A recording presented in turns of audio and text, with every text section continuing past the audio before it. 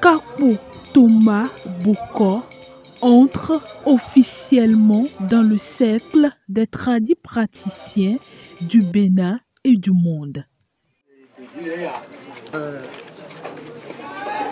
La cérémonie s'est déroulée sous l'autorité de l'icône de la médecine traditionnelle et grand dépositaire des valeurs endogènes, Hounongan Kaposian Damien, géniteur de l'heureux du jour.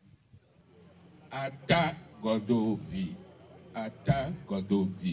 et y a Pachade Anakotome, et y a Pachade Muntome, et yo tongo, et non y a Howe, et Fat Moukikan, et Janouyon Toto, mais là, le bois et les zoom, yo j'ai le bois in. Et là, il plaît beau, donc consistant, il tombe, et nous, on voit qu'il y a la bataille. Mi lo wa ye pe tan inu si anu la no ble buro la no ble buro to pe la che esa be a che ne lo se ko endeje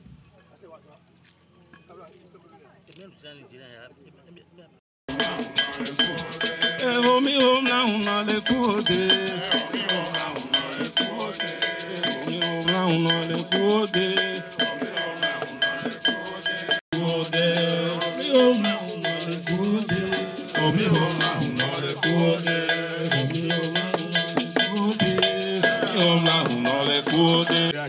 do yolo wa me chavalu banu kaka awe wa ye we ton e do na me eno mi hunu egba ye so e jimi jeten mi lo itasi ni o wa mi lo itasi ni iku tongo na wa egba ton lo povo e mi o na kuta mi o na kuta mi o na hunu le kote kuta mi o na kuta mi o na hunu le kote mi homa huno le kode mi homa kuta mi homa huno le kode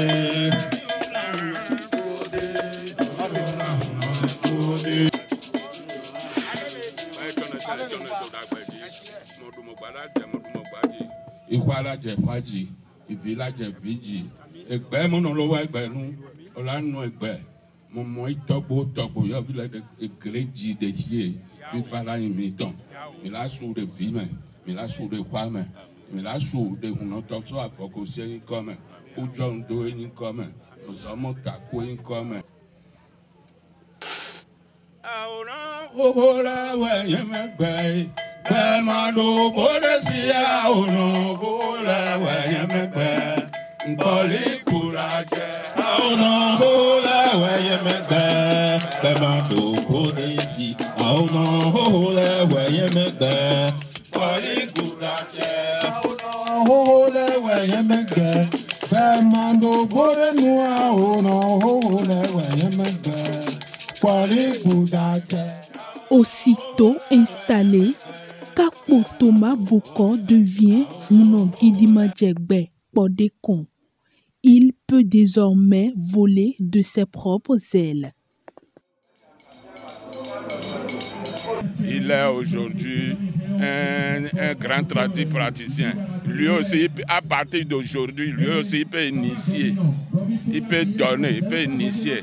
C'est en ce moment qu'il viendra me voir, ah, grand-papa, je vais initier quelqu'un, viens assister. Ce temps-là, moi, je ne ferai plus la prière. C'est Gidima Djegbe Podekon qui va faire la prière.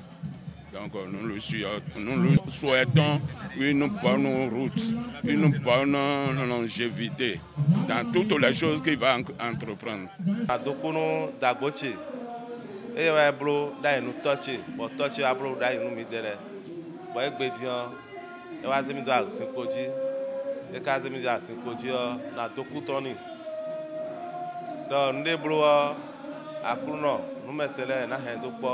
Bodagbena yeton satan ton je gbada bonye so na bro mlado no vichire asipoji body bo vimoro totono ewe no du Natokunu touché di dondo jelko natokuni.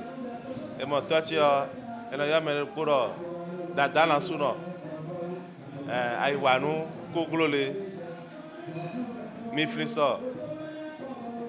Mais we go eno yero aiwanu keleji dadana suno. Emenele natokunu trarara. Présente parente mais Hérité de son feu père depuis près d'une cinquantaine d'années, les pratiques endogènes de Runongan Kaposiense, ses échos et son palmarès en matière de médecine traditionnelle font frémir. Et cette cérémonie témoigne de la volonté du tradit praticien à transmettre son savoir à sa descendance. J'ai hérité ça de mon papa. Donc je sais que le vaudou, c'est une bonne chose.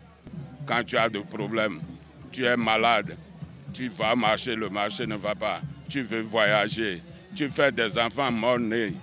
Quand tu viens chez nous, tout ça là, ça va arrêter. Et c'est une continuité. Moi aussi, j'ai donné la main à mes enfants. Et les autres, ils vont continuer jusqu'à un jour. Cette cérémonie de consécration et d'installation a connu la présence de plusieurs tradis praticiens invités aux dignitaires et adeptes du culte vaudou. Nous remercions d'abord notre père qui est à Maïron. Le temps que mon cousin vient de faire, et aujourd'hui on est en train de lui introduire sur le fauteuil ou dans le fauteuil. Nous, c'est une grande joie pour nous. Quand le père fait quelque chose, en partant, il laisse son pouvoir à son enfant. Dans la divinité, c'est comme ça. Aujourd'hui, nous sommes en train de l'introniser. Il a été installé dans son domaine pour œuvrer ce que son papa a fait. No vite si viwe to wandi viwe no du to su ti no viwe no jona vite se tom to ton we no mo dagbe alors des seju no viwe lo tin dagbe we na bi khoton sa gbedido akwe dagbe o fi dagbe asi dagbe we na bi khoton sa e si wa nu me de bo e na yin hweru ko ni ha e wa nu me de o che we na che me hian so wa me henu yan yan wa e da ma do jiton. Un dîner